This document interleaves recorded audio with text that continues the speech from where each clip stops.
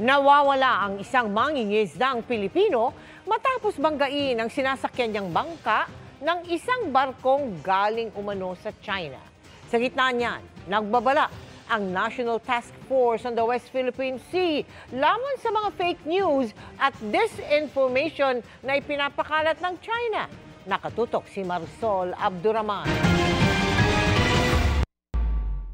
Ito na lang ang natira sa fishing bangka ni Robert matapos banggain at iwan sa isang commercial ship. Sa impormasyong nakuha ni Senador Francis Tolentino, mula umano sa China ang barkong bumangga sa bangka. Ang isang dambuhalang barko ng China, ang pangalan ay Yang Fu, ay binangga yung isang maliit na bangka ng ating mangingisda sa may area ng West Philippine Sea. Lumubog yung bangka at nawawala ang isang mangingisda. Ang masaklap, hindi niya sinaklolohan din yung ating mangingisda, tumakas na siya dire-diretso. So identified naman siya, malamang-lamang ito ay commercial vessel. Hindi Coast Guard nila, hindi militia. Sa impormasyon ng Philippine Coast Guard, nangyari raw ito noong July 3, 2024, mahigit 60 nautical miles mula sa Sampaloc Point sa Subic, Zambales. Sakay daw ng bangka ang magkapatid na Robert at Jose Mondoñedo. Nawawala si Jose habang nakaligtas si Robert na 3 araw kumapit sa kanilang payaw o yung palutang na pang-akit ng isda bago siya na-rescue ng isa pang bangka. Pinaghahanap pa rin ngayon ang nawawalang mangingisda. Sa gitna nito, pumalag naman ang Philippine Navy sa ulat ng Global Times, ang state-owned newspaper ng China, na dapat na raw alisin ang BRP Sierra Madre sa Ayungin Shoal na dahilan umano ng pagkasira ng kalikasan doon. Sabi ng Navy, kasaysayan na rin daw ang makapagsasabi na ang China ang sumira sa kalikasan sa West Philippine Sea. We have to go back to history and check how they reclaimed their current bases in Mischief Reef, Johnson Reef, and the other reclaimed areas.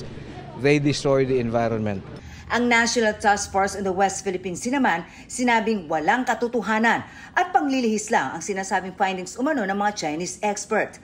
Sabi ni Assistant Director General Jonathan Malaya, ang China nga raw ang sumira ng mga coral sa Ayungin, gayon din sa pagkasira ng maritime environment na nakaapekto sa kabuhayan ng mga mangingisdang Pilipino.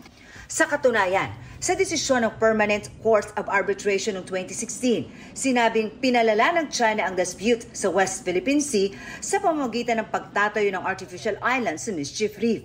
Nagbabala ang NTFWPS sa publiko at sa international community sa mga fake news at disinformation na ipinapakalat ng China.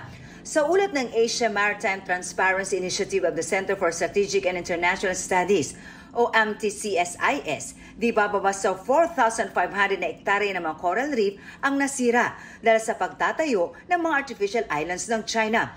Sa Maritime Research Survey ng UP Institute of Biology noong Marso, lumalabas na nasisira na raw ang mga cay sa teritoryo ng Pagasa Island.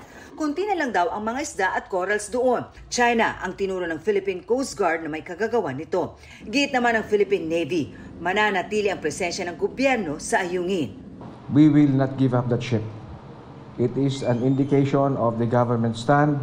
It is the mandate of the AFP to ensure the integrity of the national territory.